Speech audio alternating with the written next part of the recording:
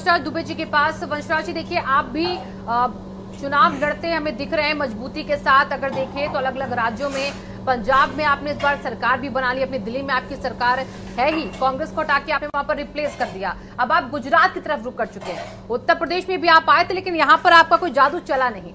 लेकिन अभी अगर देखें तो बीजेपी की जो रणनीति हम देख पा रहे हैं, चाहे वो विधानसभा का चुनाव हो उत्तर प्रदेश में, चाहे विधान परिषद का चुनाव हो, अब ये आंकड़े नहीं देखे जाएंगे। अब ये देखा जाएगा कि इससे संदेश क्या जाता है। तो बीजेपी ये संदेश दे रही है कि हम 24 में भी मजबूत है और हमारे सामने कोई नहीं है। क्या आप इस संदेश के साथ आगे बढ़कर टक्कर देते दिखेंगे हमें 24 में? देखिए शिवांगी जी, जैसा कि उत्तर प्रदेश का जो अभी चुनाव संपन्न हुआ, आपको मालूम है कि पूरा का पूरा चुनाव बाइपोलर चुनाव था। एक तरफ मैं आपके चैनल में पहले भी ये बात बोल चुका हूं कि योगी को हराने के लिए जनता ने वोट किया और एक तरफ योगी जी को जिताने के लिए वोट किया। रही बात एमएलसी के चुनाव की, जो अभी कल रिजल्ट आया है, उसमें आप ये बात जानती हैं कि ये कोई भारतीय जनता पार्टी ने कोई करिश्मा तो नहीं किया है। इसके पहले जब समाजवादी पार्टी की सरकार थी तो उनकी भी लगभग 31 से 32 सीटें आई थी जब वो सत्ता में थे। जब बसपा सरकार में थी तो उसके भी 34 सीट आई थी। तो इसका मतलब कहीं ना कहीं ये चुनाव जो है सीधा सीधा आप देख लीजिए, चाहे वह शासन सत्ता की बात कर लीजिए या जिस भी तरीके से बात कर लीजिए, सीधा सीधा सरकार का चुनाव हो चुका है। और दूसरी तरफ बनारस में जिस तरीके से भारतीय जनता पार्टी हारती है, आजमगढ़ में हारती है, उस पर भी मुझे लगता है चर्चा होनी चाहिए कि आखिर क्यों भारतीय जनता पार्टी इन 2 सीटों पर एमएलसी के चुनाव हार गई। दूसरी बात आपने आम आदमी पार्टी की। देखिए, एक तरफ आज पूरे देश के सामने, एक तरफ गुजरात का जो मॉडल बताकर जनता को 2014 से वोट लिया गया, 17 में वोट लिया गया, 19 में वोट लिया गया, 22 में वोट लिया गया। उस गुजरात मॉडल की पोल दिल्ली के शिक्षा मंत्री जी जो अभी हाल ही में गए थे 2 दिन पहले वहां के सरकारी स्कूलों को दिखाने के लिए, उसकी पोल खुल चुकी है। एक तरफ दिल्ली का सरकारी मॉडल है, एक तरफ दिल्ली की सरकारी व्यवस्थाओं का मॉडल है, दूसरी तरफ गुजरात का जो फर्जी मॉडल था वो एक तरीके से उसकी पोल खुल चुकी है। अब मुझे बताइए कि जो वादे अरविंद केजरीवाल जी करते हैं जनता के सामने, जो वादे आम आदमी पार्टी करती है, और अरविंद केजरीवाल जी हर बार ये बात कहते हैं कि अगर हमने काम किया होगा तभी आप हमको वोट देना। माननीय मुख्यमंत्री अरविंद केजरीवाल जी जब पंजाब गए तो उन्होंने कहा कि पंजाब के लोगों, आप दिल्ली फोन घुमा के पूछ लेना, अगर हमने काम किया होगा तो वोट देना। दूसरी तरफ क्या उत्तर प्रदेश और देश की जनता जिस विपक्ष की चेहरे की बात कर रहे हैं, जिस सत्ता पक्ष की चेहरे की बात कर रहे हैं, इस भाषण को फिर से सुनना चाहेगी क्या? पेट्रोल के दाम कम हुए कि नहीं हुए? डीजल के दाम कम हुए कि नहीं हुए? आपके जेब में थोड़ा बहुत पैसा बचने लगा कि नहीं बचने लगा? आपका फायदा हुआ कि नहीं हुआ?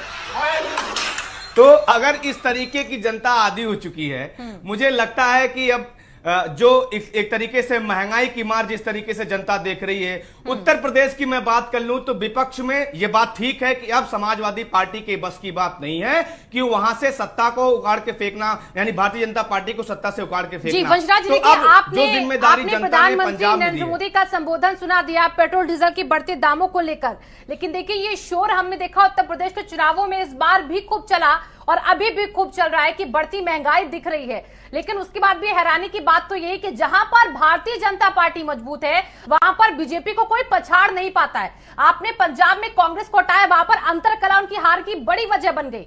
बीजेपी वहां पर मजबूत थी नहीं, बीजेपी कह रही हम तो भी वहां पर काम कर रहे हैं। गुजरात में बीजेपी है, वहां पर कह रही है मजबूत है, वहां पर प्रधानमंत्री खुद जाते हैं। आपने देखा होगा उत्तर प्रदेश के चुनाव के बाद वहां पर सीधे अगले दिन पहुंच गए, वहां पर रिजल्ट आने के बाद वहां पर दौरा करने के लिए, चुनाव प्रचार के लिए। तो आप ये तो देखिए, आपके सामने इस बार सिर्फ राज्य का चेहरा नहीं, पूरे देश का चेहरा जो प्रतिनिधित्व कर रहा है, अभी प्रधानमंत्री की कुर्सी पर है, वो एक चेहरा है जिसके चेहरे पर ही लोग वोट देते हैं। तो वो तो एक बड़ी चुनौती होगा ना आपके लिए। एक चीज मैं बता दूंगा शिवांगी जी, स्पष्ट कर दूं, पूरे देश में जब भारतीय जनता पार्टी के अश्वमेध के घोड़े को रोकने का काम सिर्फ और सिर्फ दिल्ली में अरविंद केजरीवाल जी ने किया है, और एक बार नहीं 3 बार। आपको पिछला चुनाव में याद करा दूं तो देश के गृह मंत्री और जो हमारे देश के प्रधानमंत्री जी हैं, गली गली पर्चा बांट रहे थे। दिल्ली जो देश की राजधानी है, यहां पर हमने उनको पटकने का काम किया और बड़े अंतर से पटकने का काम किया। पंजाब में जब हम जाते हैं तो पंजाब में इनकी 55 सीटों पर जमानत जब्त हो जाती है। तो इसका यह मतलब नहीं है कि नरेंद्र मोदी जी के सामने कोई चेहरा नहीं है विपक्ष का। एक चेहरा है अरविंद केजरीवाल जी के रूप में, एक पार्टी आम आदमी पार्टी के रूप में, एक मॉडल है दिल्ली का, जहां पर जनता अब जो महंगाई से वंशराज जी एक लाइन में इसका जवाब, इतने कम समय में 2 साल से भी कम का समय इसमें स्टैब्लिश हो जाएगा पीएम के तौर पर वो चेहरा, क्योंकि बहुत राज्य हैं, अभी सिर्फ 1-2 राज्य को नहीं देख सकते आप।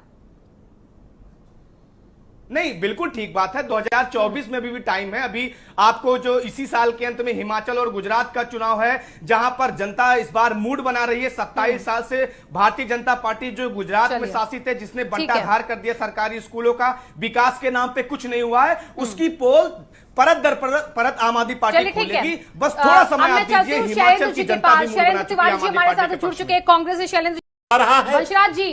आपने सुना अरुण जी कह रहे हैं आप तो सत्ता में 14 में भी थे, 19 में भी थे, तब भी आप ये दम कर रख रहे थे कि हम यहाँ पर बीजेपी को कड़ी शिकस्त देंगे, तब भी आप कुछ नहीं कर पाए। एमसीडी चुनावों का भी हवाला दिया अरुण जी ने, और उसके बाद अब 24 आ रहे तो 24 में भी आप यही करें, यानी कि आप कहते जाते हैं, सिर्फ असर उसका दिखता नहीं है 24 की तस्वीर में। देखिए शिवांगी जी, अरुण जी वरिष्ठ नेता हैं और प्रवक्ता हैं भारतीय जनता पार्टी के, आदरणीय हम लोग के, सबसे वरिष्ठ हैं इस पैनल में। लेकिन मुझे नहीं लगता कि इस तरीके की बातें शोभा देती हैं आपको। अभी आपने देखा कि एमसीडी के चुनाव को लेकर किस तरीके से भारतीय जनता पार्टी पूरी तरीके से बौखलाई हुई है।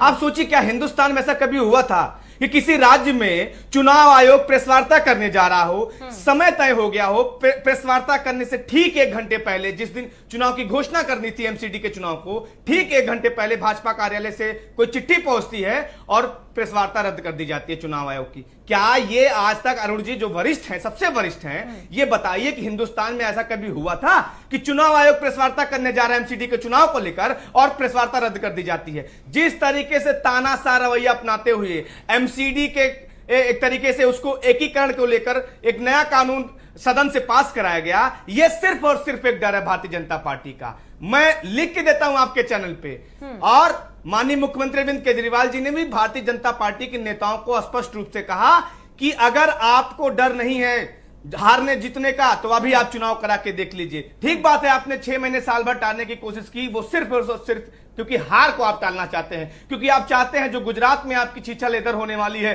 जो हिमाचल में आपकी छीछा लेदर होने वाली है, उसकी शुरुआत एक बार फिर से दिल्ली से शुरू हो जाए। इस बार जब उत्तर प्रदेश का चुनाव हुआ तो ये सबको लग रहा था कि हो सकता है कि बदलाव हो जाए। ये शायद ऐसा पहला चुनाव होगा कि लोग कह नहीं पा रहे थे कि कौन जीतेगा और कौन हारेगा। टक्कर भले 2 दलों में हो, आप भी उतरे, और आपका तो दिल्ली मॉडल जिसका आप गुणगान बखान हर जगह करते हैं, वो भी अब लेकर आ गए उत्तर प्रदेश में। लेकिन उसके बाद भी यहाँ पर आप कुछ क्या तो आप मतलब 1 सीट तक यहाँ पर नहीं लेके आ पाए। तो आप जरा सोचिए, जब आपके पास इतना बड़ा मौका था, बीजेपी के खिलाफ एक आक्रोश पैदा किया जाता है, 1 साल से किसान आंदोलन चला था, किसानों के लिए लगातार कहा जाता है कि बीजेपी काम नहीं कर रही है, दलितों पिछड़ों के लिए काम नहीं कर रही, गरीबों के लिए काम नहीं कर रही है। जब इतनी बयार बही विपक्ष की तरफ से यहाँ पर विरोध की, तो उसमें भी आपको फायदा फिर क्यों नहीं हुआ? नहीं देखिए, मैं फिर से बता दूं आपको, ये चुनाव सीधा सीधा बाइपोलर चुनाव था, और हर पार्टी की अपनी प्राथमिकताएं होती हैं। 5 राज्यों के चुनाव में हम 4 राज्यों में उतरे।